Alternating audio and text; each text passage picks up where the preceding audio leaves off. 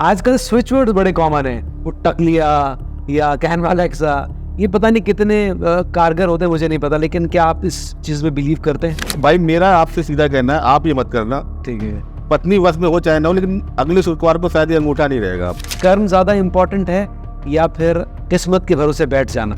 तो बहुत ज़्यादा चांसेस हो सकते हैं कि मोदी जी हमारे नेक्स्ट प्रेसिडेंट भी बन सकते हैं। एक्टिव इन्वॉल्वमेंट इनका 2027 से मुझे दिखता नहीं बहुत ज़्यादा पॉलिटिक्स में। ये बहुत बड़ा स्टेटमेंट है। आप नोट कर लीजिए। जी ठीक है, और जब हो जाए तो चलाइए जरूर। क्या 7.5 से डरने की ज़रूरत है? क्या होता है इसमें? आपको बहुत जानकर हैरानी होगी, भारत के 70% प्राइम मिनिस्टर सन्नी की 7.5 में ही प्राइम मिनिस्टर बने हैं। देखिए, राम को अगर किसी ने सच में मर्यादा पुरुषोत्तम भगवान श्री राम बनाया तो माँ कैकेयी ने बनाया है। अच्छा, जो हमारे पुराने नेता थे वो एस्ट्रोलॉजी पे बहुत बिलीव करते थे, तो उसी का एक परिणाम था कि आज हमें एक स्थिर लोकतंत्र एस्ट्रोलॉजी की वजह से देखने को मिला।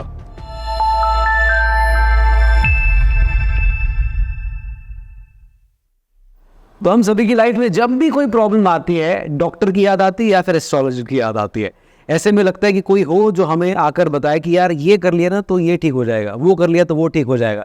लेकिन इस सब के बीच में जो एक चीज़ सबसे बड़ी परेशान कर रही वो है झूठे दावे, स्विच वर्ड्स, ये कर लो तो वो हो जाएगा, वो कर लो तो वो हो जाएगा। इन सब से हटकर आज एक पॉजिटिव पॉडकास्ट हम द नवनीत शो पर आपके लिए लेकर आए हैं।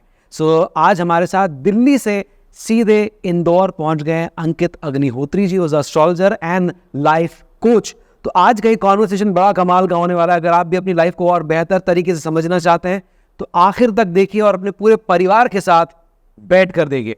सबसे पहले बहुत बहुत स्वागत है आपका हमारे पॉडकास्ट पर sir. Thank you very much. सभी इंदौर वालों को मेरा नमस्कार। बहुत बहुत धन्यवाद दिल्ली से यहाँ पर आने के लिए, और आपका शहर ही इतना खूबसूरत है कि यहाँ तक खींच लाया। Thank you very much. हम जैसे मैंने इंट्रोडक्शन में भी कहा है कि हम आज का ये कॉन्वर्सेशन जो है पूरा पॉजिटिव रखना चाहते हैं, क्योंकि मार्केट में जितने भी अलग अलग तरह के लोग इस बारे में बात कर रहे हैं, थोड़ा डरा ज़्यादा रहे। बिल्कुल, उतनी बातें ज़्यादा हो रही हैं। So we want to take some good and positive talk from this podcast. सबसे पहले हम कर्म से ही शुरू करें। बिल्कुल, कि कर्म ज़्यादा इम्पोर्टेंट है या फिर किस्मत के भरोसे बैठ जाना? देखिए, जो हमारी एस्ट्रोलॉजी है ये दोनों ही चीज़ों को एक साथ फिक्स करती है, एक साथ उनको टारगेट करती है कि कर्म और आपकी डेस्टिनी काम कैसे करते हैं। एक्चुअली क्या है कि आपने जो बात बोली, जो आजकल मार्केट में एस्ट्रोलॉजी, वो एस्ट्रोलॉजी नहीं रह गई, वो इंस्टेंट रिलीफ, जैसे क्रीम आती है मार्केट में, इंस्टेंट रिलीफ, ठीक है, वो वहाँ तक सीमित हो गया है। वैदिक एस्ट्रोलॉजी बोलती है कि जितनी भी चीज़ें आपके जीवन में घट रही है, आपका जो ये जन्म है वो आपके कर्म है, जो आपके पिछले जन्म के कर्म है, जो जन्म जन्मांतर से आपके कर्म आप करते आ रहे हैं, वो आपका नेक्स्ट बर्थ डिफाइन करते हैं। आज मैं अगर इस जन्म में बैठा हूँ या जो डेस्टिनी लेके बैठा हूँ, तो कहीं ना कहीं मेरे पीछे के कर्म है। आज मैं जो काम कर रहा हूँ ये भी मेरे कर्म में ही काउंट हो रहे हैं, और आने वाले टाइम में कहीं ना कहीं मेरी डेस्टिनी डिफाइन करेंगे, मेरे नेक्स्ट बर्थ को डिफाइन करेंगे। ठीक है। लोगों के मन में एक बड़ा सवाल रहता है, जैसा आपने बोला कि भाई अगर सब कुछ डेस्टिनी से ही फिक्स है तो मैं कर्म क्यों करूं, मैं तो खाली बैठ जाऊं, मेरी कुंडली में इतने राजयोग बन रहे हैं 4 5 10, अपने आप आएंगे पैसे ही पैसा। ठीक है। जैसे मार्केट में बोलते लोग कि बस एक वर्ड बोलते रहो, उसके बाद मेरे मालिक पैसा ही पैसा। ठीक है, ठीक है।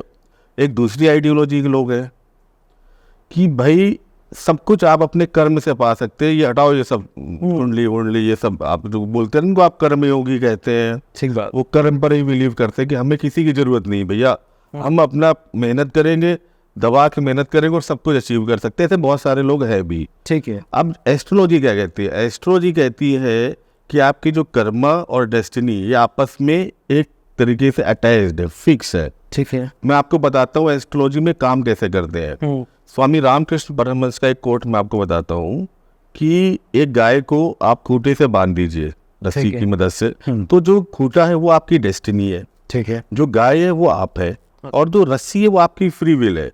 यानी डेस्टिनी और आपका जो कर्म थ्योरी है वो साथ साथ लिंक्ड है। आप जब आपने बर्थ लिया, इट मीन्स कि आपके साथ एक डेस्टिनी जुड़ी, आपने एक परिवार में बर्थ लिया, उसका कुछ पर्टिकुलर रीजन होगा, क्योंकि अगर सबकी डेस्टिनी सेम होती तो सब अंबानी क्या पैदा होते, लेकिन सब अंबानी क्या नहीं पैदा होते, कुछ गरीब घर में पैदा होते। और सबको भगवान एक फ्री विल की लिमिट देता है, जिसको मैंने रस्सी कहा, जो खूंटे और गाय के बीच में बंधी। आप इस फ्री विल से या तो बहुत सारी चीजें अचीव कर लो या फिर डेस्टिनी के भरोसे में ही बैठे रहो। तो यहाँ पर आपको क्या है कि फ्री विल से आप सब कुछ पा सकते हो, उसको लेकिन सही हम यूटिलाइज करते हैं। हाँ, कैसे यूटिलाइज कर सकते हैं, बट रिमेंबर एक चीज है, फ्री विल की भी एक लिमिट है। गाय भी अगर खूंटे से बंधी है तो एक लिमिट के बाद अगर वो आगे जाना चाहेगी तो रुक जाएगी। तो डेस्टिनी आपको उस जगह रिस्ट्रिक्ट करती, रोकती है, आपको आगे नहीं जाने देगी।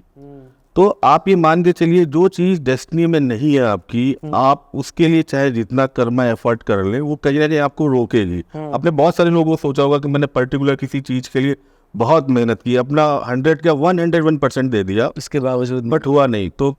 तो बाद में हम लोग कहते हैं भाई यही तकदीर है, तो यही तकदीर है। तो आप ये मान के चलिए डेस्टिनी और कर्मा ये साथ साथ काम करते हैं। मैं आपको एग्जांपल देता हूँ एस्ट्रोलॉजी में।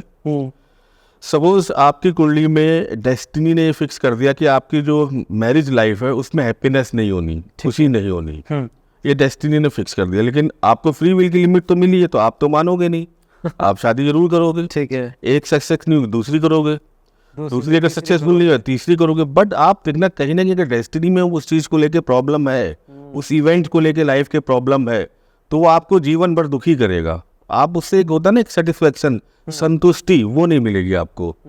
ये एक एग्जांपल है। दूसरा एक चीज पूछना चाहूंगा, तो अगर किसी की कुंडली में ये प्रॉब्लम है तो क्या उसको फिर शादी नहीं करना चाहिए? देखिए कई तरह के कर्म होते हैं ज्योतिष में कहे गए। कुछ होते हैं आपके अदृढ़ कर्म, इनको आप पूजा पाठ, दान, तप, प्रार्थना से आप इनको करके इनको इनके इफेक्ट हटा सकते हो। ठीक है।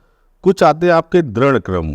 दृढ़ कर्म ऐसे कर्म होते हैं जो किसी भी पूजा पाठ और किसी भी चीज से नहीं कट सकते। ठीक।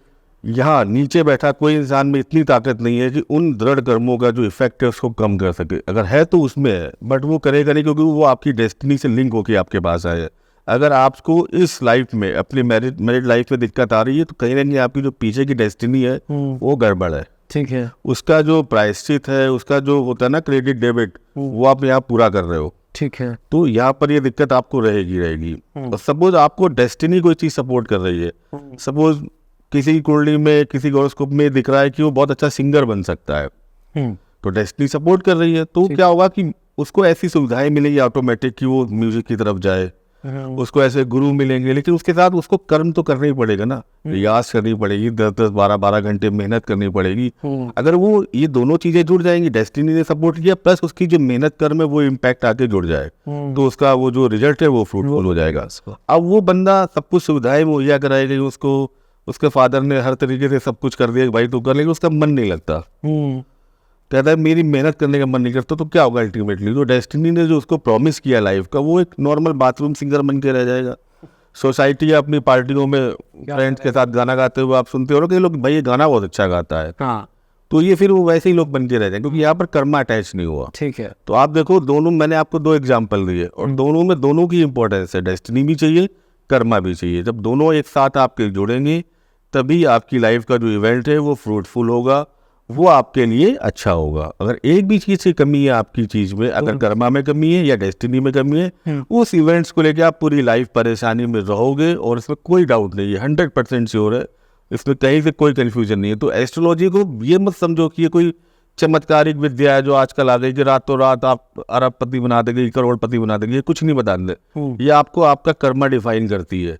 आप इसकी मदद से जान सकते हो आप किस डायरेक्शन में जाओ जहां पर आप फ्रूटफुल रिजल्ट निकाल सकते हो। आप केवल इसकी इतनी हेल्प ले सकते हो, कोई एस्ट्रोलॉजर भगवान नहीं हो सकता जो आपकी डेस्टिनी बदल दे। ठीक बात। वो आपको गाइड कर सकता है कि आप इस डायरेक्शन में मेहनत करो, आप इस डायरेक्शन में जाओ, तो आप ज्यादा अच्छा काम करोगे, क्योंकि आपको यहाँ पर डेस्टिनी सपोर्ट कर रही है। बोलते हैं ना कि अगर कोई फसल भी होनी है, सपोज आपको गेहूं बोना है, तो उसके लिए एक प्रॉपर डेस्टिनी सपोर्ट क्या हो गया, बारिश अच्छी होनी चाहिए, मट्टी अच्छी होनी चाहिए, बीज अच्छे होने चाहिए, तभी गेहूं अच्छा होगा। अगर तीनों चीजों में एक भी गड़बड़ है तो आपकी फसल नहीं होगी। तो ऐसी एस्ट्रोलॉजी है, अगर डेस्टिनी सपोर्ट कर रही है तो आपका जो इवेंट है वो फ्रूटफुल होकर आपके लिए लाइफ में बहुत अच्छा रहेगा। ग्रेट।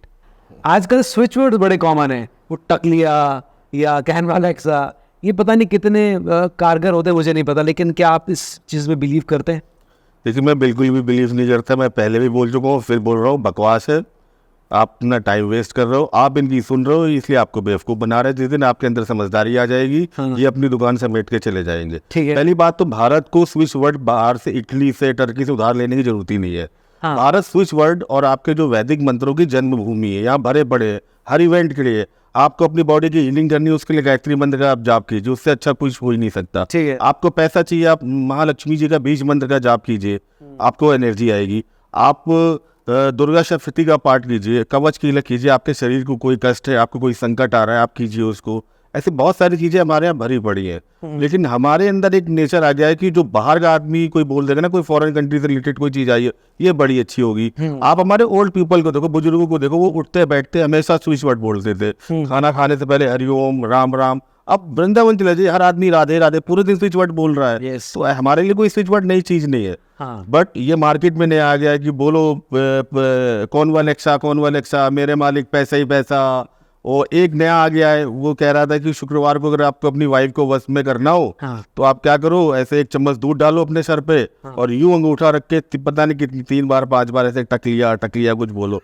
तो भाई मेरा आपसे सीधा कहना है, आप ये मत करना। ठीक है, पत्नी वश में हो चाहे ना हो, लेकिन अगले शुक्रवार को शायद ये अंगूठा नहीं रहेगा आपको, वो वश में नहीं रहेगा वो आपके वश में नहीं रहेगा। तो भाई आप समझो, ये सब बेवकूफ बना रहे हैं, इससे बचो आप। और दूसरी चीज, कोई भी स्विच वर्ड हो, कोई भी मंत्रास हो, ये क्या करेंगे, आपकी बॉडी को एनर्जी देंगे। जब तक आप मेहनत नहीं करोगे, कर्म नहीं करोगे, घर में बैठ के महालक्ष्मी का जाप करते रहो, कुछ नहीं होना।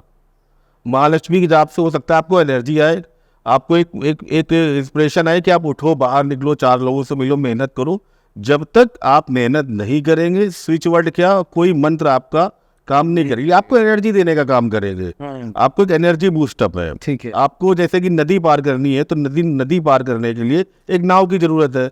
तो जो नाव है ना, ये स्विच वर्ड है, ये आपके वैदिक मंत्र है। मैं स्विच वर्ड का तो नाम भी नहीं लूंगा, जो हमारे वैदिक मंत्र, हमारे बीज मंत्र वैदिक मंत्र, ये नाव है, ये आपकी नैया पार लगा देंगे। लेकिन नाव तो आपको चलानी पड़ेगी ना, ऐसा थोड़ी ना कि आपको नाव आके बैठा लेगी, अपने आप चला के ले जाएगी। आपको एक साधन है ये, आप इसका इस्तेमाल करें, और जो आप अचीव करना चाहते हैं लाइफ में, उनके थ्रू उनसे एनर्जी लें, और उसके साथ अपनी कर्मा थ्योरी को अटैच करें। आपका इवेंट 100% फुलफिल होगा। किसी भी चीज को लेकर आपकी जो विश है पूरी होगी। लेकिन किसी एक चीज को आप रख के बैठे रहो कि मैं केवल रात दिन घर में बैठ के मंत्र जाप करता रहूं, कुछ नहीं होना। ये कर्म योग है। कर्म तो भगवान श्री राम को भी करना पड़ा था, यहाँ आके उन्होंने भी आके यहाँ चमत्कार नहीं दिखाए। वो चाहते तो क्या, हनुमान जी एक बार में सीता जी को लेके नहीं आ सकते थे, लेकिन उनका नहीं, ये गलत होगा, ये शक्तियों का दुरुपयोग होगा। मैं मानव रूप में हूँ, मैं वो सारे काम करूंगा जो मानव रूप से मुझे विजयी बनाए, जो मुझे मर्यादा पुरुषोत्तम राम बनाए। उन्होंने कभी नहीं कहा मुझे भगवान राम को, वो मर्यादा पुरुषोत्तम, मेरी मर्यादा लिमिटेशन जो है मैं उसमें काम करूंगा। तो स्विच वर्ड आप भूल जाइए, और जो लोग इसको फॉलो करते हैं, मेरा उनसे निवेदन है कि आप अपनी संस्कृति, अपनी जो वैदिक संस्कृति है, उसकी तरफ लौटे, उसे जाने, पढ़े, समझे। ग्रेट। लोग अपनी लाइफ में जेम्स लेकर आते हैं, अलग अलग तरह के रत्न पहनते हैं, ये कितने कारगर होते हैं, उनको पहनने की भी क्या कोई नियम हो सकते हैं? बिल्कुल, देखिए जेम्स का जो कॉन्सेप्ट है, पहले के ज़माने अगर आप देखोगे तो राजा महाराजा पहनते थे, उनके पास हमेशा एक राज जोशी होता था जो उनको गाइड करता था कि कब आपको पहनना है, कब आपको नहीं पहनना। उसका रीजन ये है कि आपके जितने भी प्लैनेट हो कंटिन्यू मूवमेंट में, जैसे सन आपका 1 डिग्री पर डे मूव कर रहा है, तो उस हिसाब से आपकी कुंडली में भी उनका मूवमेंट आ रहा है कहीं ना कहीं। तो जब वो खराब स्थानों पे होते थे तो उस टाइम उनको उतरवा दिया जाता था कि आप इनको रख दीजिए कुछ दिन के लिए, जब इनका प्लेसमेंट सही हो जाएगा तब आप उनको पहनिएगा। अभी क्या है कि अभी एक बार हम लोग रत्न पहन लेते, जेम्स पहन लेते, फिर उसको उतारते रहिए, 10 साल 15 साल कंटिन्यू पहने हुए। आजकल कॉस्टली भी बहुत आते हैं, तो वो किसी ने पुखराज पहना 15 लाख 1.5 लाख रुपए का लेके, तो पहने 10-12 साल तक। तो उसमें 2-3 चीजें आपको ध्यान रखनी चाहिए। पहली चीज तो ये कि आप जब भी आपको ऐसी कोई इवेंट लगे जब आपको उतारना चाहिए, सपोज आपकी मैरिड लाइफ है तो कुछ ऐसे मूवमेंट होते हैं जब आपको रत्न उतार देना चाहिए, लाइक फिजिकल इंटीमेसी हो गया आपका। दूसरा, आप ड्रिंक कर रहे हैं, नॉन वेज कर रहे हैं, उस टाइम आपको रत्न उतार देना चाहिए। पर प्लस आप जिस एस्ट्रोलॉजर के साथ टच में रहेगी, आपका ये कब खराब ट्रांजिट कर रहा है, कब उतारना है, कब पहनना है, अगर आप इन सारे रूल्स को फॉलो कर पा रहे हैं तभी वो आपको इम्पैक्टफुली रिजल्ट दे पाएंगे। नहीं तो कई बार ये जेम्स आपको नुकसान भी कर जाएंगे, आपको पता भी नहीं चलेगा। तो आपको ये सारी चीज़ें ध्यान रखनी है। सर, काल्प सर्प दोष क्या होता है, और इससे अगर बचने का तरीका या निजात का तरीका क्या हो सकता है? ओपनिंग एंड क्लोजिंग स्टेटमेंट एक लाइन में, झूठी बीमारी का झूठा इलाज है ये। अच्छा, ये कोई बीमारी है ही नहीं एस्ट्रोलॉजी में। कुछ फर्जी लोगों ने 1970 के बाद इसको जबरदस्ती जोड़ दिया है। काल सर्प का रेफरेंस किसी भी क्लासिकल बुक में नहीं, किसी श्लोक में नहीं है। ये एक फर्जी बीमारी है, और इसके नाम पर आप देखोगे तो बहुत लोगों के साथ ठगी हो रही है, हजारों रुपए खर्च कर रहे हैं और कोई उनको फायदा नहीं, क्योंकि ये बीमारी नहीं है। जो बीमारी नहीं, इसका इलाज कैसा?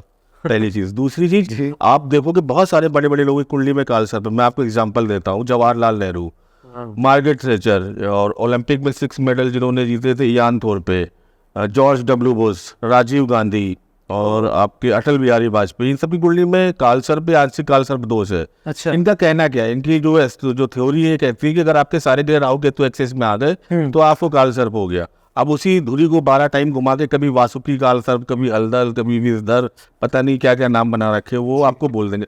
और ये इतने चालाक है कि अगर एक आध ग्रह निकल भी गया उस एक्सेस से तो बोल देंगे आंशिक कालसर्प दोष है, बचने नहीं देंगे आपको ये। जी। तो आप स्वस्थ रहें, मस्त रहें, न कोई बीमारी थी और न इससे किसी इलाज की जरूरत है। ठीक है। और एस्ट्रोलॉजी में इसके लिए कोई जगह नहीं है, फर्जी है ये। तो फिर ये जो नारायण नागबली पूजा और ये बहुत सारी चीजें होती हैं और नासिक में कराई जाती है, ये भी फर्जी है? जी नहीं, ये बिल्कुल फर्जी नहीं। नारायण नागबली पूजा एक बहुत पवित्र अनुष्ठान है। ये आप समझो कि एक विशेष प्रकार का श्राद्ध अनुष्ठान है जो आपके पूर्वजों पितरों की शांति के लिए किया जाता है। इसका रेफरेंस है स्कंद पुराण में, पद्म पुराण में, और इसकी पूजा नासिक, त्र्यंबकेश्वर, उज्जैन कई जगह होती है। तो मैं इसके अगेंस्ट में बिल्कुल भी नहीं हूँ, ये एकदम पवित्र अनुष्ठान है। लेकिन इन फर्जी लोगों ने इस पवित्र अनुष्ठान को एक गलत जगह अटैच कर दिया है, वो कालसर्प दोष कालसर्प के साथ जोड़ दिया है। तो आप इससे भ्रमित ना हो, नारायण नागबली पूजा होती है और ये पवित्र अनुष्ठान है, लेकिन एक श्राद्ध या पूर्वजों की शांति के लिए किए जाने वाला अनुष्ठान है। राहु की महादशा, ये मतलब ऐसा डराया गया है कि राहु की महादशा लग गई, मतलब क्या सब कुछ ही गड़बड़ होगा, ऐसा कुछ है? देखिए, जैसे ही आपको पंडित जी ने पकड़ लिया कि राहु की महादशा आ गई, आप बोलेंगे आप जितने बुरे काम है वो करने शुरू कर दोगे, आपकी लाइफ में बहुत अजीब अजीब सी घटनाएं होनी शुरू हो जाएगी। ऐसा कुछ नहीं है, बकवास है ये पहली। अच्छा, ठीक है। देखिए, राहु आज की डेट में अगर मैं बोलूँ ना तो सबसे अच्छा प्लानेट है। अगर आपको क्या कहते हैं, फर्श से अर्श पर अगर कोई ले जा सकता है तो इस टाइम राहु ले जाता है। अच्छा। चीजों को एक्सपेंड करने की पावर इस टाइम कलयुग में सबसे ज्यादा राहु के पास है। तो कलयुग का तो राजा है राहु। ठीक है। इसकी महादशा अगर सपोर्ट कर गई तो आदमी कहाँ से कहाँ पहुंच जाएगा कोई जान नहीं सकता। उसका मैं रीजन बताता हूँ। राहु केतु की अपनी कोई राशि नहीं होती है, जिस राशि में बैठते हैं उसके डिस्पोजिटर के हिसाब से अपना रिजल्ट देते हैं। उसका प्लेसमेंट कहाँ है कुंडली में, इनका खुद का प्लेसमेंट कुंडली में कहाँ है राहु केतु का। सपोज राहु का 3, 6, 11 हाउस में कुंडली का प्लेसमेंट है तो बहुत अच्छा रिजल्ट देंगे अपनी महादशा में। मैं आपको एक लेजेंडरी एग्जांपल देता हूँ, जिन्होंने राहु की महादशा में अपने जो कैरियर का जो पीक होता है उसको छुआ, सचिन तेंदुलकर। इनको राहु की महादशा 1998 में लगी और 2016 तक रही। आप देखो तो सचिन तेंदुलकर से क्रिकेट के भगवान बन गए और राहु ने उनको कहाँ पहुंचा दिया। तो ये बिल्कुल गलत जानकारी है, रॉन्ग इन्फॉर्मेशन है कि राहु की महादशा हमेशा आदमी को बर्बादी कर देती है, सब कुछ उसका छीन लेती है। ये अलग अलग कुंडली में उसका अलग अलग प्लेसमेंट, अलग अलग पोजिशनिंग पे डिपेंड करता है कि किसको क्या इफेक्ट वो देगी। कर्म अच्छे करने से इसके अकॉर्डिंग क्या फल और अच्छे किए जा सकते हैं? देखिए, कर्म कभी निष्फल नहीं होता। आप ये मान लो, आज नहीं तो कल उसका फल तो आपको मिलना ही है। ठीक है। बट हमारे अंदर उतावलापन बहुत ज्यादा है। अगर हम किसी चीज के लिए महीने 2 महीने मेहनत कर ले तो हमारे मन में आ जाता है, महीने ज्यादा बोल दिया, 10 दिन हम 10 दिन भी मेहनत कर ले तो उसका रिजल्ट क्यों नहीं आ रहा, हटाओ ये भगवान बेकार है, ठीक। दूसरा भगवान लेके आता है। इनकी पूजा शुरू करेंगे। देखिए, गीता में भी कहा गया है कर्मण्येवाधिकारस्ते मा फलेषु कदाचन। भाई कर्म कर, फल देना मेरा काम है, देना है कि नहीं देना है वो भी मेरे हाथ में। वो तो ठीक बात। ऊपर कृष्ण ने अपने हाथ में पूरा रिजर्व रख लिया। उसमें उसका मन होगा तो आपके जो आपने कर्म किए 100% रिजल्ट देगा, मन होगा तो कुछ भी नहीं देगा। लेकिन ये निष्फल नहीं हुआ, आपने जो कर्म किया ये डिपॉजिट हो गया है, मिलना कब है ये उसके हाथ में है। हाँ। तो आप ये चीज भूल जाइए कि कर्म तो आपको हमेशा अच्छा रिजल्ट देंगे ही देंगे, लेकिन आप इंस्टेंट रिलीफ चाहो तो वो आपको नहीं मिलने वाला है। और कोई भी ऐसी विधा, ऐसा शास्त्र नहीं है जो आपको चमत्कारिक रूप से कुछ फायदा पहुंचा दे। और जो कर रहे हैं दावे वही भ्रामक दावे हैं। जो एक क्रीम करती थी कुछ समय पहले कि 7 दिन में आदमी को गोरा करे, तो आप देख लीजिए कितने लोग हिंदुस्तान में गोरे हो गए। जी। ये शनि की 7.5 के नाम से भी लोग बेचारे डर जाते हैं। जैसे उनको पता चलता है कि उनकी 7.5 शुरू हुई है, घबरा जाते हैं। क्या 7.5 से डरने की जरूरत है? क्या होता है इसमें? बिल्कुल भी डरने की जरूरत नहीं शनि की 7.5 से। ये आपकी लाइफ का गोल्डन पीरियड है। उनके लिए भी जिन्होंने मेहनत की है पीछे बहुत, और उनके लिए भी जिन्होंने बिल्कुल मेहनत नहीं की। कैसे? आप देखिए, शनि का मतलब है आपके जो आपने मेहनत की उसका रिवॉर्ड देने आया है 7.5 के पीरियड में। अच्छा, जो मैंने कर्म किए, आपने पीछे जो कर्म किए, किसी चीज को, किसी इवेंट को लेकर आप बहुत मेहनत कर रहे थे बट वो सक्सेसफुल नहीं हो पा रहा, वो आप देखिएगा आपकी शनि की 7.5 में वो मल्टीपल होकर आपको मिलेगा। आपके अच्छे कामों का जो रिजल्ट है वो कई गुना आपको अच्छे करके शनिदेव 7.5 में देंगे। सिमिलरली ये चीज हम लोग ने MS धोनी के साथ देखी। बिल्कुल, आप देखिए कई ऐसे लोग हैं जो शनि की 7.5 में एकदम पीक पर चले गए। जी। आपको बहुत जानकर हैरानी होगी, भारत के 70% प्राइम मिनिस्टर शनि की 7.5 में ही प्राइम मिनिस्टर बने हैं। अरे उन्होंने जो मेहनत की अपनी लाइफ में, हाँ जैसे ही 7.5 आई उसने अपना रिजल्ट दे दिया। ठीक है। आपने मेहनत की, अब आप बनो। जी अब जवाहरलाल नेहरू, ऐसे बहुत सारे हैं, मैं आपको नाम बता सकता हूँ जो शनि की 7.5 में बहुत टॉप पर गए। जी ये वो लोग हैं जिन्होंने अपनी लाइफ में मेहनत की, जैसी 7.5 आई उन्हें रिजल्ट मिल गया। जी वो लोग जिन्होंने मेहनत नहीं की उनके साथ क्या होगा? उनको सुनने में थोड़ी सी तकलीफ होगी, लेकिन उनके साथ भी शनि उनको निखारने तराशने का काम करेगा। उन्होंने जो अब तक मेहनत नहीं की, अब उनको घर से बाहर निकालेगा। अब करेगा मेहनत उनको, कि आने वाले टाइम के लिए वो तैयार हो। जी उनको हो सकता है जब भी मेहनत का जो फेस होता है वो कठिन तो होता ही है, चाहे किसी के साथ हो। तो उनको अचानक लगने लगता है कि हमारे साथ बड़ा बुरा होने लगा। वो बुरा नहीं हो रहा था, उनके भविष्य को वो संवार रहा होता है। जैसे एक हीरे को तराशा जाता है ना, जी तो उसमें चोटें लगती ये है। बिल्कुल वही है। तो आपको वो हीरा बनाने का काम कर रहा है कि अब आने वाले टाइम में जब मैं दोबारा आऊंगा, क्योंकि आपको पता होना चाहिए एक आदमी की लाइफ में 3 बार शनि की 7.5, 6 बार शनि की ढैया, मिला के करीब 38-39 साल तो यही हो गए। जी तो अगर इतने ही बुरे हैं तो फिर आदमी के 40 साल तो इसी चक्कर में निकल गए, 7.5 ढैया ही चल रही है। जी जी तो फिर करेगा कब काम वो? ऐसा कुछ नहीं है, केवल मिथ है और लोगों को डराने का एक जरिया है। बस डरा के, देखिए एस्ट्रोलॉजी में वो चीज़ बहुत ज़्यादा इन्वॉल्व हो गई, ठगी। कैसे परेशान करें, आपके डर का फायदा उठाएं, आप डर के पैसे दो और आपका वो मिसयूज करें चीज़ों का। तो आप बिल्कुल भी मत डरिए। आपने अगर मेहनत की है तो आप मान के चलिए आपकी लाइफ का गोल्डन पीरियड है शनि की 7.5। बिल्कुल। तो अब शनि की महादशा ये क्या है, और क्या इसमें भी डरने की जरूरत नहीं, ये भी पॉजिटिव है? देखिए शनि की महादशा या शनि की 7.5 दोनों शनि गवर्न होती है, ठीक है। और ये सबकी लाइफ में आती है, चाहे चाय बेचने वाला हो चाहे अंबानी साहब हो, आनी सबकी में। ऐसा नहीं कि मेरे में 7.5 आ गई या मेरी शनि की महादशा शुरू हो गई। शनि का काम है आपके किए हुए कर्मों का आपको हिसाब देना। शनि की महादशा 19 साल की होती है, उसके साथ हर ग्रह की अंतरदशा प्रति अंतरदशा भी आएगी। बट गवर्न भाई जैसे बॉस, और उसके नीचे फिर उसका एडिशनल सब बॉस हो गया, कुछ उस तरीके से अंतरदशाएं आएंगी। ठीक है। तो शनि क्या करेगा इस महादशा में? अगर आपने मेहनत की, मैं वही चीज़ बोलूँगा, आपको कहाँ से कहाँ पहुँचा देगा आप उसको सोच भी नहीं सकते हैं। और आपके कर्मों के साथ मेहनत कराएगा। शनि का काम है मेहनत कराना, मेहनत करा के आपको रिजल्ट देना। हाँ, तो इस महादशा में आप मेहनत करने के लिए तैयार हो जाइए, और उस मेहनत के बदले में जो आपको मिलने वाला है वो आपकी मेहनत का मल्टीपल टाइम होगा। तो आपके लिए बहुत बेनिफिट रहने वाली है। गायरों के लिए हर चीज़ डरावने वाली होती है, मेहनती लोगों के लिए शनि से अच्छी महादशा कुछ हो ही नहीं सकती। जी जिनको मेहनत करनी आती है, मेहनत कर शनि मेहनत कराता है। मेहनत करा के आदमी को बोलते हैं ना, घिस घिस के पत्थर को हीरा बना देता है शनि। जी तो शनि की महादशा यही काम करेगी आपके साथ, ठीक है। कि आपको निखारेगी, संवारेगी। अच्छा, एक चीज़ जो अभी रिसेंट इवेंट्स हो रहे हैं उस पर बेस्ड पूछना चाहता हूँ। मोदी जी को लेकर बहुत सारे प्रेडिक्शंस हो रहे हैं, क्या लगता है कब तक मोदी जी हमारे साथ रहकर काम करने वाले हैं? बिल्कुल। देखिए मोदी जी की जो कुंडली है वो वृश्चिक लग्न की कुंडली है। उनकी कुंडली में वर्गोत्तम लग्न है, यानी उनका जो D1 चार्ट है वो भी वृश्चिक लग्न है, D9 चार्ट भी आपका वृश्चिक लग्न है। तो एक वर्गोत्तम लग्न की मजबूत इच्छा शक्ति को दिखाता है, जबरदस्त विल पावर। ठीक है। और उनके लगन में ही मंगल और चंद्रमा मिलकर नीच भंग राजयोग बना रहे हैं। अच्छा। बहुत अच्छा कॉम्बिनेशन है। अब बात करेंगे मोदी जी का फ्यूचर क्या है। मोदी जी 2010 से लेके 2020 तक चंद्रमा की महादशा रही, 2020 से 2027 तक मंगल की महादशा चल रही है। अच्छा। तो नो डाउट इस बार मोदी जी आ रहे हैं 2024 में, कोई कंफ्यूजन नहीं, कोई इधर उधर नहीं। और ये शायद सब बोल ही रहे हैं, तो इसमें कुछ नया भी नहीं जो मैं बोल रहा हूँ। जी। ट्विस्ट होगा 2027 से। 2027 में क्या होगा, इनकी मंगल की महादशा समाप्त हो रही है और राहु की महादशा आ रही है। इस महादशा के आते ही कहीं ना कहीं इनकी कुंडली के जो प्रोमिसेस हैं, जो आपके कॉम्बिनेशन है, वो इस तरफ इशारा कर रहे हैं कि ये जो एक्टिव पॉलिटिक्स है, यहाँ से जो इनका इन्वॉल्वमेंट है वो धीमे धीमे खत्म होना शुरू होगा।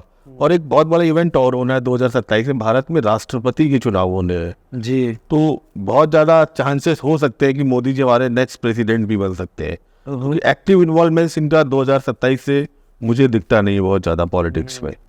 ओके, तो 2027 की बात शायद हमारे अगले राष्ट्रपति भी हो सकते हैं। ये बहुत बड़ा स्टेटमेंट है, आप नोट कर लीजिए। जी ठीक है, और जब हो जाए तो चलाइए जरूर। जरूर, हम लोग बार बार चलाएंगे। आप इनकी कुंडली देखें ना, बहुत सारे ग्रह 0 डिग्री के बैठे हैं। ये बड़ी जबरदस्त कैलकुलेशन देते हैं, बहुत मजबूत कुंडली है इनकी।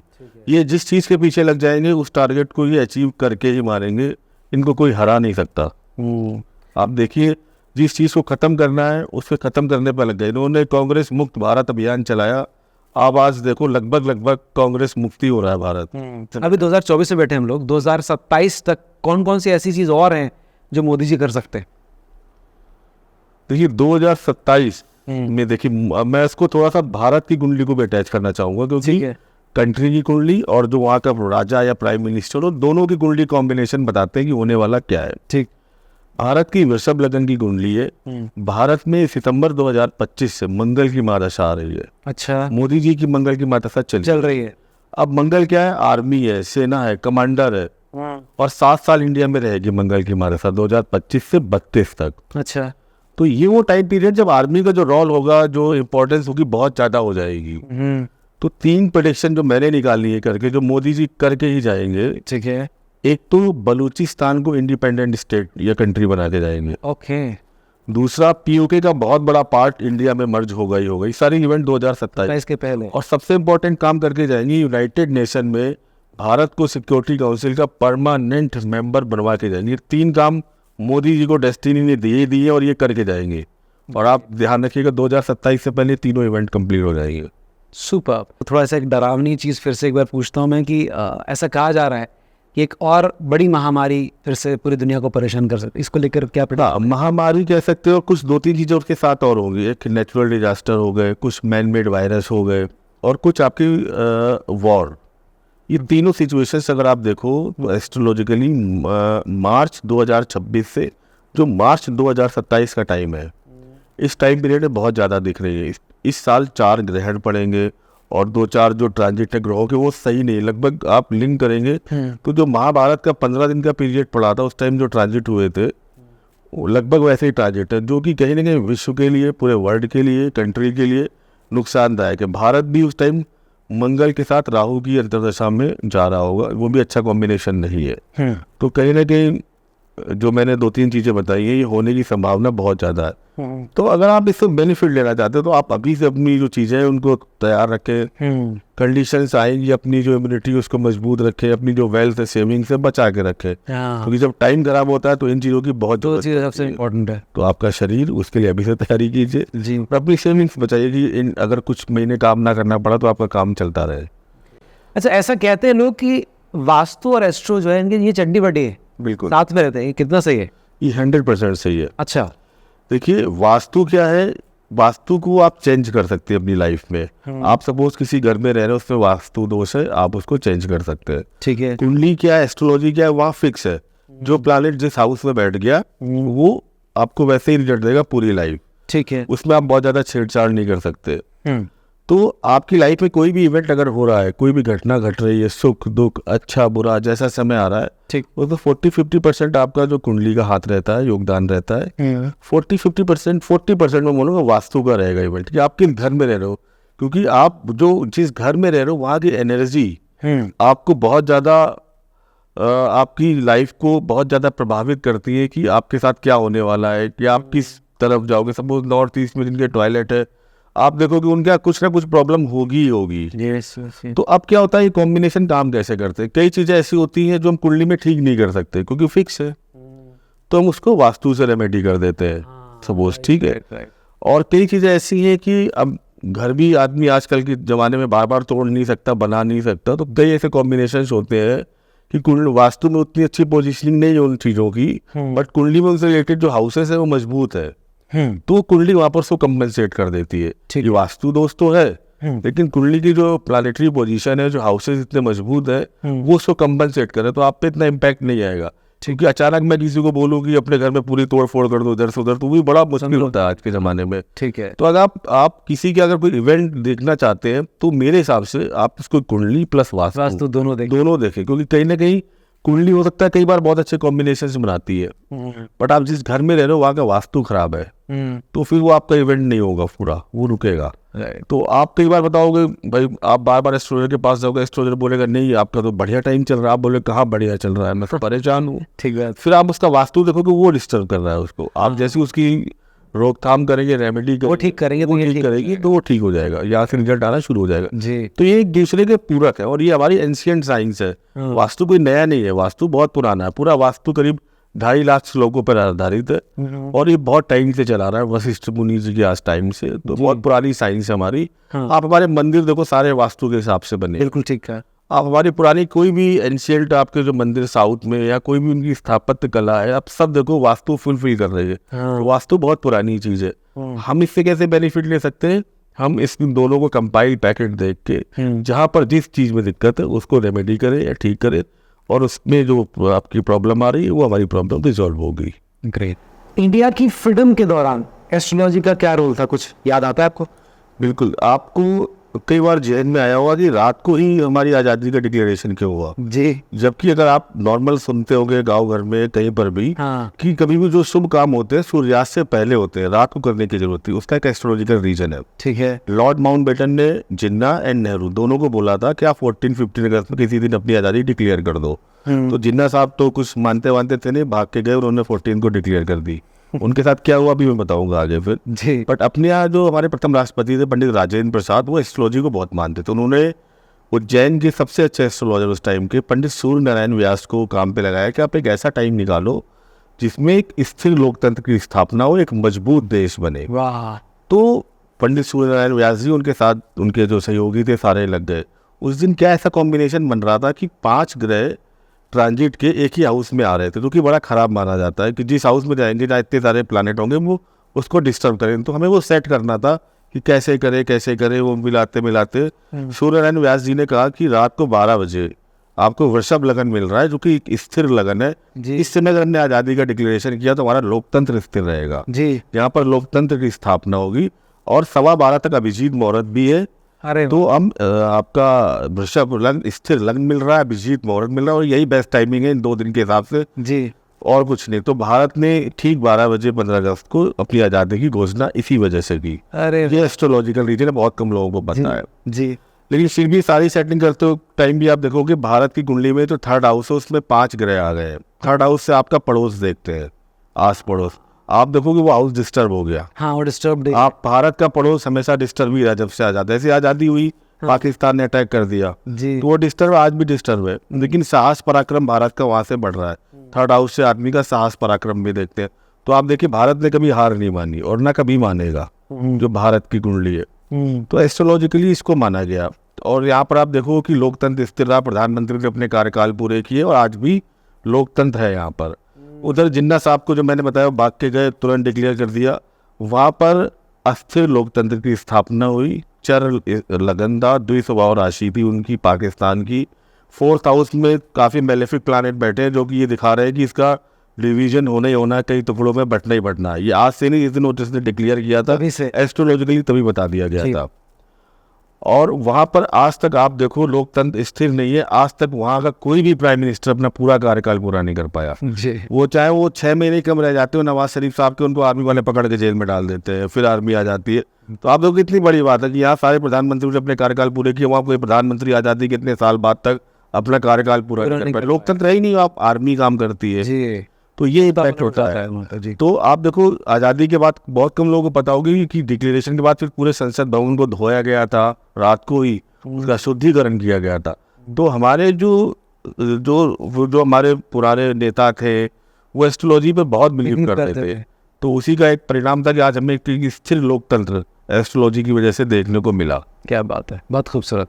अच्छा, हमारे यहाँ पर लेकिन एस्ट्रोलॉजी को जो है कुछ लोग तुक्का मानते हैं। तुक्का लगता है कि ये है। कुछ इंटेलेक्चुअल लोग हैं जो बोलते हैं कि उसका एक रीजन है। हाँ। वो मैं आपको बाद में बताऊंगा क्यों बोलते हैं। पहली चीज मैं आपका डाउट क्लियर करूं, एस्ट्रोलॉजी एक प्योर साइंस है, इसमें कोई तुक्का नहीं है। साइंस है, बिल्कुल साइंस है। जैसे कि फॉर्मूले फिक्स है ना कि a+b² = a² + b² + 2ab, sin square theta + cos square theta = 1। ये एस्ट्रोलॉजी का भी फिक्स रूल है। हाँ, तो ये प्योर एस्ट्रोनॉमी पे बेस्ड है। सन 2001 की बात है, 1 या 2 की, यूजीसी ने इसको ग्रांट किया कि इसे ऐसे सब्जेक्ट यूनिवर्सिटी में पढ़ाया जाए। इसके लिए कुछ डोनेट आपका 15 लाख का अमाउंट फिक्स किया और प्रोफेसर और सबकी नियुक्ति की जाए। बट हमारे पद्म भूषण श्री TM भार्गव, ये 2 पिटिशनर ने कहा, रिट दायर की आंध्र हाई कोर्ट में कि ये साइंस नहीं है, सूडो साइंस है। अच्छा। और इसको बिल्कुल भी ग्रांट ना दिया जाए, इसकी कोई अहमियत नहीं है। ओके। तो और उनकी तरफ से वो केस लड़ रहे थे शांति भूषण जी। हाँ। उन्होंने भी कहा कि बिल्कुल बेकार चीज़ है, अगर हम इसको ऐसे ग्रांट देते हैं, साइंस मानते हैं, तो ये आर्टिकल 51A का वायलेशन है और बहुत सारी चीज़ें। ठीक। तो उस तरफ से वो लोग थे। इस तरफ से भारतीय एस्ट्रोलॉजी, मॉडर्न एस्ट्रोलॉजी के जो भीष्म पिता है श्री KN राव सर, वो खड़े थे। उन्होंने सुप्रीम कोर्ट में ऐसे ऐसे तर्क दिए, ऐसे ऐसे उदाहरण दिए कि सुप्रीम कोर्ट का जो जजमेंट आया, जो आया 5 मई सन 2004 को, जिसमें कि सुप्रीम कोर्ट ने सबसे पहली लाइन में इस अपील को डिसमिस कर दिया, जिसमें इसको साइंस नहीं माना गया। तो उसने कहा ये प्योर साइंस है, ये एस्ट्रोनॉमी पे बेस्ड है। एस्ट्रोनॉमी क्या है कि आपकी प्लैनेट की जो मूवमेंट है, उनकी गति है, उनकी जो झुकाव है, डिग्रीज है, उन पे काम करती है, और एस्ट्रोलॉजी इसी की मदद से काम करती है। तो ये प्योर साइंस है। भारत ने बहुत महान महान एस्ट्रोनॉमर दिए हैं, तो इसलिए इसको सुप्रीम कोर्ट की वर्डिक्ट है कि प्योर साइंस है। और उसके बाद देखिए, इसको ऐसे साइंस की तरह कई यूनिवर्सिटी में पढ़ाया जाए, इसमें पोस्ट ग्रेजुएशन, ग्रेजुएशन, डॉक्टरेट, बहुत सारी यूनिवर्सिटी, आपका BHU जाइए वहाँ पर होती है। तो ये प्योर साइंस है। जो लोग नहीं मानते उनके लिए मैं कुछ नहीं कह सकता, लेकिन मैं उसके लिए एक रीजन दूंगा कि हर प्रोफेशन में अच्छे या बुरे लोग होते हैं। जैसे good doctor, bad doctor, good public servant, corrupt public servant, अच्छे एस्ट्रोलॉजर, झोला छाप एस्ट्रोलॉजर जी। चूंकि गवर्नमेंट का कोई इस पर रेगुलेशन नहीं आया अभी तक, तो कोई भी आदमी कहीं भी अपनी दुकान खोल के बैठ जाता है और कुछ भी बोलना शुरू कर देता है। अगर इस पर रेगुलेशन आ जाए कोई, तो जो ये दिक्कत है ना झोला छाप लोगों की, और जो कुछ सही भी कहते हैं कि इसमें बहुत ज़्यादा ऐसे लोग आ गए जो इसको बदनाम कर रहे हैं, इसको केवल एक ठगी का एक अड्डा बना के रखा हुआ है। तो जिस वजह से प्रोफेशन बदनाम है, बट ये प्योर साइंस है। आप जिनको भी शक है वो गवर्नमेंट सुप्रीम कोर्ट का ऑर्डर नंबर 5886 2002 को जाके पढ़ ले, जहाँ पर क्लियर है कि ये प्योर साइंस है। जैसे साइंस काम करती है वैसे ही ये काम करती है, ये कोई तुक्का नहीं है। तो ऐसे में फिर वो उन लोगों के बारे में क्या कहेंगे जो पर्ची वाले बाबा हैं? देखिए, पर्ची वाले बाबा के बारे में मैं क्या कहूँ, मैं तो कहूँगा सच में उनके पास शक्तियाँ हो, लेकिन कहीं ना कहीं उनके सवाल 4-5 जगह होते हैं। मैं आपसे सपोज मैं आपको 2-4 चीज़ें बोलता हूँ जी, आपको लगेगा मैं आपके लिए बोल रहा हूँ, और जो मुझे सुन रहे हैं उन सबको लगेगा मैं उनके लिए बोल रहा हूँ। हाँ भाई नवनीत जी, आप लोगों के लिए बहुत करते हैं, लेकिन आपको उसका कोई भी रिवर्ट नहीं आता। लोग आपके बारे में बिल्कुल नहीं सोचते, धोखा देते हैं आपको, पीठ पीछे बुराई करते हैं यार व्यक्ति कॉमनली। दूसरा, आप मैं देख पा रहा हूँ कि पिछले कुछ समय से आपके काम धंधे में परेशानी चल रही है, दिक्कत आ रही है, आप उसको लेके टेंशन में रह रहे हो। तीसरा, मुझे ये भी दिख रहा है कि पिछले कुछ समय से कुछ बीमारी चल रही है घर में। क्या कोई बीमार है, कोई बार बार बीमार हो रहा है, परेशान हो रहा है, बीमारी रिपीट हो रही है। और एक चीज़ और है, आप जिंदगी में बहुत उन्नति करोगे, लेकिन आपके किसी रिश्तेदार ने आपकी जो उन्नति है ना वो बांध रखी है। यह आदमी खत्म, अब आदमी पीछे का 4 भूल जाएगा। वो यही सोचता रहेगा, हर घर में चाची बुआ कोई होती है जो टोना टुटका करती है, उसका दिमाग सीधे हो ही जाएगा। तो आप देखो, मैं कहता हूँ सच में आपके पास शक्ति हो, मैं रिस्पेक्ट करता हूँ, लेकिन आप अपनी शक्ति से मैं निवेदन करता हूँ कि आप बताओ भारत में अगला भूकंप कब आएगा, कि किस डेट को, किस तारीख को, किस जगह, कितने बज के कितने मिनट पे आएगा। ठीक है, हम अभी से उस पर काम करना शुरू कर दे, क्यों हजारों लाखों लोग मारे जाए। या कोई प्राकृतिक आपदा आने वाली, आप पहले ही बता दो ना भारत सरकार को। आप आपके पास शक्ति है, आप उनका सदुपयोग करो। आप अपनी शक्ति होगा महाराज जी, जो भी पर्चे वाले बाबा है, बहुत छोटा उपयोग करते हो। किसी की भैंस हो गई, गाय हो गई, वो दौड़ रहे हो आप, किसी की नौकरी लगवा रहे हो, तो छोटे छोटे काम कर लेंगे ये लोग। आप बड़ा काम करो देश हित का। मेरा तो आपसे रिक्वेस्ट है, अगर सच में शक्ति और नहीं है शक्ति, तो फिर बाकी जनता समझदार है, उसको क्या कहने की जरूरत नहीं है। रामलला आ चुके हैं। अब ये क्वेश्चन इसीलिए भी बनता है कि जैसे आपके चेहरे पर रामलला के बोलते ही चेहरे पर मुस्कुराहट आ गई। कैकेयी माता का रोल बड़ा इंपॉर्टेंट था भगवान राम को उस लेवल पर लेकर जाने और राम भगवान बनाने के लिए। उन माता का भगवान राम की लाइफ में क्या रोल था?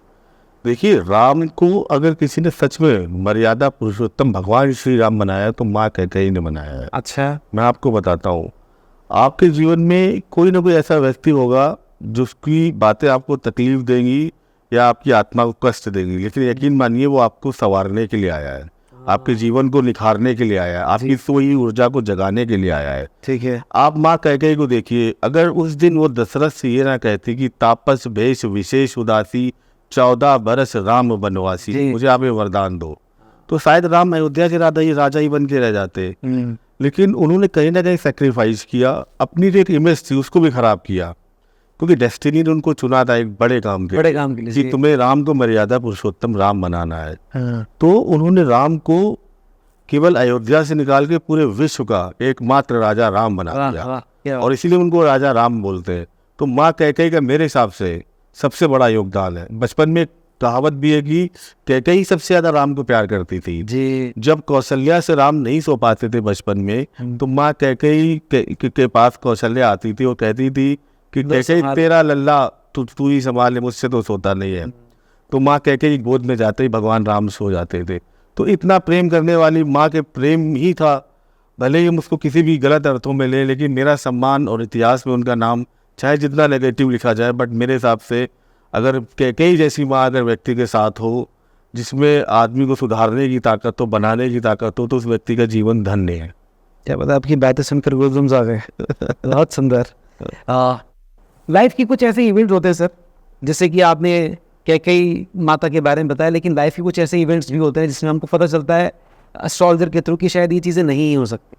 ऐसे में फिर आदमी क्या करे?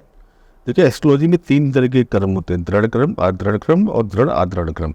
जो दृढ़ क्रम में फिक्स कर्म है, जिसको हम टोटल डिनाइल बोलते हैं, अगर ये आपकी कुंडली हॉरोस्कोप में, तो उसको कोई नहीं टाल सकता।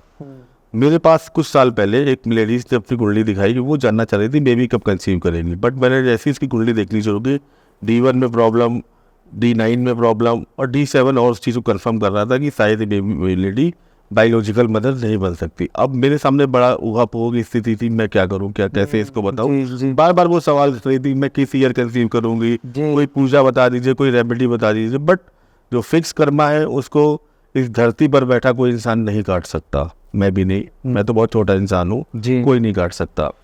तो मैंने उसको बहुत सोच समझ के फिर उसको रिप्लाई किया कि आपको ना ऊपर वाले ने एक बहुत बड़े काम के लिए चुना है, किसी एक जीवन को उद्धार देने के लिए। बोली क्या मतलब? मैंने कहा आपके हाथों में लिखा है कि आप किसी बच्चे को उद्धार करेंगी, आप किसी बच्चे को अडॉप्ट करेंगी। शायद इससे पॉजिटिव मैं बोल नहीं सकता था उस नेगेटिव प्रेडिक्शन को। सुंदर तरीके से उनसे कहा। फिर भी मैंने, बट कहते हैं ना कि जो मन की पीड़ा होती है उस समय तो होगी, जब कोई सुनेगा तो उसको पीड़ा हुई। और मन में मेरे भी कभी ना कभी होता है कि काश मेरी कैलकुलेशन कुछ गलत हो, प्रेडिक्शन गलत हो जाए। कई बार हम मन में भी सोचते हैं कि हमारी प्रेडिक्शन गलत निकल जाए, जो इतनी खराब हो, जो किसी की पीड़ा पहुंचाए, लेकिन अगर कोई पूछ रहा है तो जवाब देना हमारी जिम्मेदारी है। तो अभी कुछ समय पहले वो लेडीज मुझे दोबारा मिली, तो उसने बताया आपने जो कहा था आपकी बात एकदम ठीक हुई। मेरी एग क्वालिटी ख़राब थी, हमने सारी जो मेडिकल फैसिलिटीज़ उनको ट्रीट किया, बट हम बेबी कंसीव बायोलॉजिकल मदर नहीं बन सकते थे। तो फिर मुझे आपकी बात याद आ रही थी कि मुझे एक बड़े काम के लिए भगवान ने चुना है। तो मैंने एक कारा के थ्रू एक बच्ची को अडॉप्ट किया है, और मैं उसका लालन पोषण अच्छे से करके अब हम लोग US सेटल्ड में है। अरे तो मुझे बस उस दिन बड़ी अच्छी लगी कि मेरी वजह से अगर एक बच्ची का जीवन सुधर गया, उस मेरी केवल एक इंडिकेशन से उसने इतना बड़ा कर्म किया, तो बहुत अच्छी बात है ये जी। तो वो यही पूछ रही थी कि मेरे साथ ऐसा क्यों हुआ। तो मैंने उसको यही समझाया कि देख, कुछ फिक्स कर्म को कोई नहीं काट सकता। जो संतान होती है वो आपके कई जन्मों का पुण्य कर्म होती है। आपकी कुंडली मुझे उस दिन भी कमजोर दिखी थी, पूर्व जन्म के कर्मों के हिसाब से आज भी कमजोर है। तो इसीलिए भगवान ने आपको ऑप्शन दिया इस जन्म में कि आप अच्छे काम करो, आप अडॉप्ट करो, जिससे आने वाली आपकी जो बर्थ हो वो सारे सुधर जाए। आपको मौका देता है, जब भी आप पीछे गलती करो तो ऐसे गार्जियन आपको ऊपर वाला मौका देगा कि इस लाइफ में आप उसको सुधार लो। तो आपने उसका सुधार कर लिया, आपने बच्चे का उद्धार कर दिया। एक अनाथ बच्चे को आपने उठा के US ले गए और पढ़ा लिखा रहे, इससे बड़ा पुण्य का काम शायद कुछ हो ही नहीं सकता। तो शायद मुझे लगता है कि आपका ये जन्म भी तकलीफ भरा जो थोड़ा बहुत रहा, आगे आपने अपनी डेस्टिनी खुद संवार ली है। कई माता की बात करें, लेकिन हम ये भी जानते हैं कि लाइफ में पिता की भूमिका बड़ी इंपॉर्टेंट होती है। आपकी लाइफ में आपके फादर का क्या रोल रहा है? बिल्कुल, देखिए, पिता अपने आप में एक जज्बा, एक एहसास है।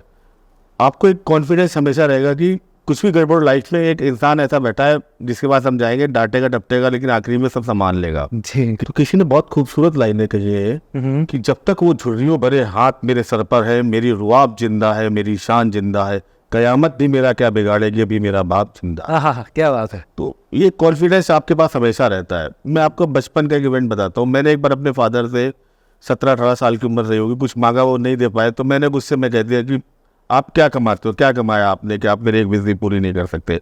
उस दिन उन्होंने उसका कोई जवाब नहीं दिया।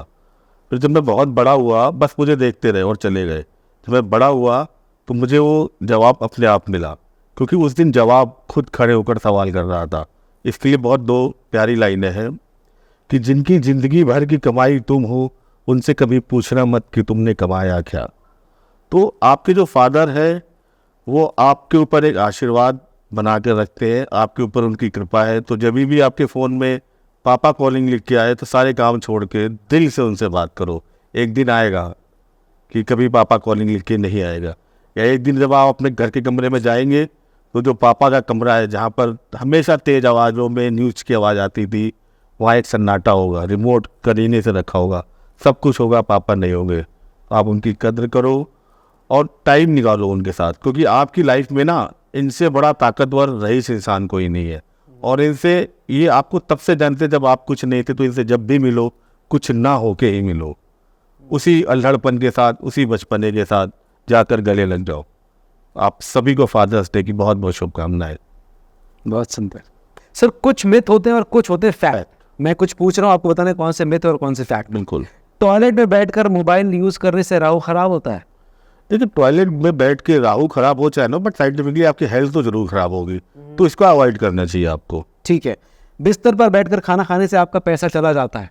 देखिए, हमारे वास्तु में हर चीज़ के लिए एक जगह डिफाइन है। वास्तु खाना खाने की जगह, पूजा करने की जगह, तो डेफिनेटली खाना खाने का एक प्लेस होता है घर में, डाइनिंग आपका होता है, या किचन वहाँ का पर, एरिया। या किचन का एरिया, वहाँ पर बैठ कर आप खाना खाएं, तो कहीं ना कहीं आप खाने के साथ उस पॉजिटिव एनर्जी को भी गेन करेंगे।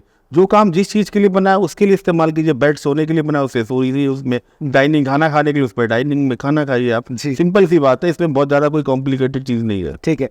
कहते हैं सूर्य की पूजा करने से आप सब कुछ हासिल कर सकते हैं। मिथ या देखिए, fact? आज की डेट में सूर्य नहीं, ये आपका फैक्ट है, सूर्य आपका सबसे मोस्ट पावरफुल प्लैनेट है। सूर्य क्या है? सत्ता है। सूर्य क्या है? अथॉरिटी है। सूर्य क्या है? पावर है।